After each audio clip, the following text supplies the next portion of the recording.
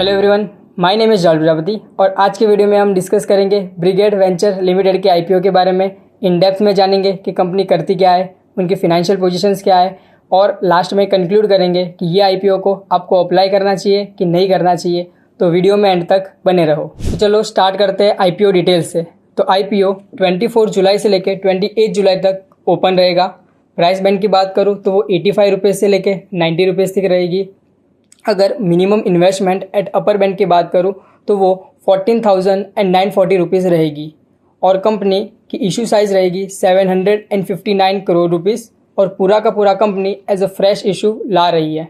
अगर हम objective of the offer की बात करें तो company around 468 crore rupees debt repayment के लिए यूज़ करेगी। Then 107 crore rupees land acquisition मतलब कि एक्सपांशन के लिए यूज़ करेगी और बैलेंस मनी जनरल पर्पज़ के लिए यूज़ होगा। तो चलो अब डिस्कस करते हैं कंपनी के बिजनेस के बारे में। तो company is into the hospitality business, जहाँ कंपनी मेजर सिटीज़ में अपनी होटल्स ओन करती है और under the management agreement basis पे बड़ी बड़ी ग्लोबल ब्रांड को कंपनी अपनी होटल्स ऑपरेट करने के लिए देती है, जिसके अंदर Marriott, accord, intercontinental hotel group जैसे बड़ी ब्रांड शामिल है।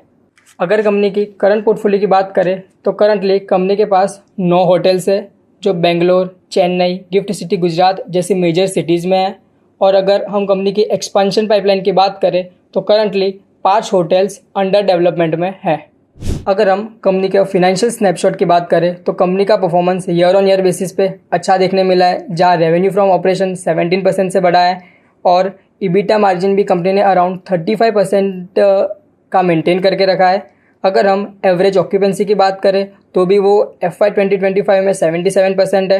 अगर हम डेट टू इक्विटी की बात करें तो वो करंटली थोड़ा ज़्यादा लग रहा है, बट जैसे हमने बात किया कि कंपनी इशू प्रोसीड को यूज़ करने वाली है कंपनी के डेट रिपेमेंट के लिए, तो ये रेशियो भी आगे जाके इम्प्रूव हो सकता है। अगर हम कंपनी की स्ट्रेंथ के बारे में बात करें तो सबसे पहले उनकी ownership into the prime location. तो कंपनी की hotels Bangalore, Chennai, gift city Gujarat जैसी कुछ मेजर सिटीज़ में, जिससे कंपनी स्टेडी डिमांड अट्रैक्ट कर सकती है।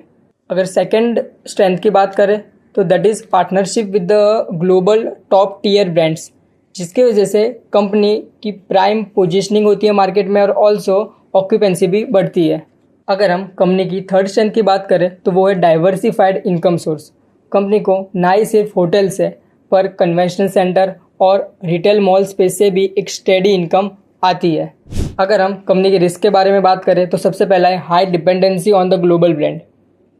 इन FY 2025 कंपनी को 44% ऑफ द रेवेन्यू आया था 2 होटल से जो मैनेज करती है मेरियट, जिसका मतलब अगर मेरियट के साथ कोई भी एग्रीमेंट टर्मिनेट हुआ, इन दैट केस कंपनी के रेवेन्यू में बड़ा इम्पैक्ट आ सकता है। अगर हम सेकेंड रिस्क की बात करें तो वो है रेवेन्यू कॉन्सेंट्रेशन इन बेंगलोर।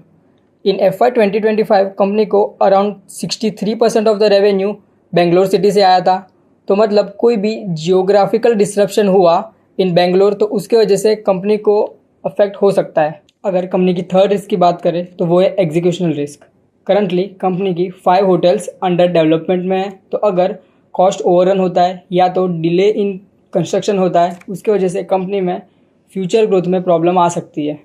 तो चलो अब करते हैं पीयर कंपैरिजन। करंटली कंपनी का पी निकल के आता है 125 टाइम्स, जो लिस्टेड पीयर के कंपैरिजन में काफ़ी ज़्यादा है। अगर हम प्राइस टू बुक वैल्यू भी देखें तो भी पीयर के कंपैरिजन में वो काफ़ी ज़्यादा है, जिसका मतलब वैल्यूएशन फ्रंट पे कंपनी ओवर वैल्यूड है। तो चलो अब कंक्लूजन पे आते हैं।